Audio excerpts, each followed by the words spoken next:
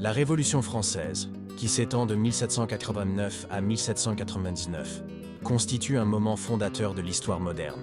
Elle naît d'un ensemble de facteurs.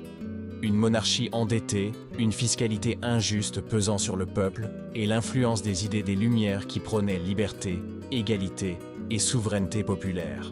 La société était divisée en trois ordres, le clergé et la noblesse, privilégiée, et le tiers-état, vaste majorité de la population, soumis aux impôts et privés de droits politiques. En mai 1789, Louis XVI convoque les États généraux, mais le tiers-État, frustré par son manque de considération, se déclare Assemblée nationale.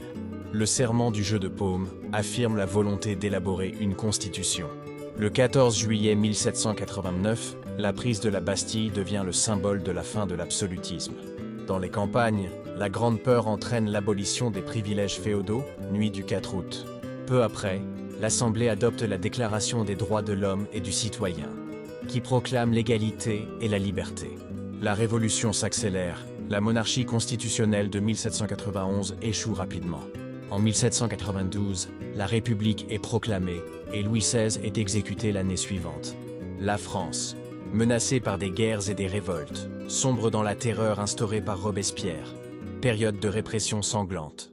Sa chute en 1794 ouvre une nouvelle phase avec le Directoire, marquée par l'instabilité et la corruption.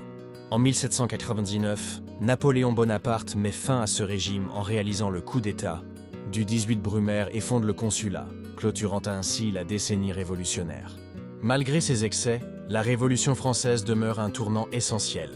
Elle a aboli les privilèges, affirmé la souveraineté du peuple et inscrit dans la loi les principes d'égalité et de liberté, inspirant bien au-delà des frontières de la France.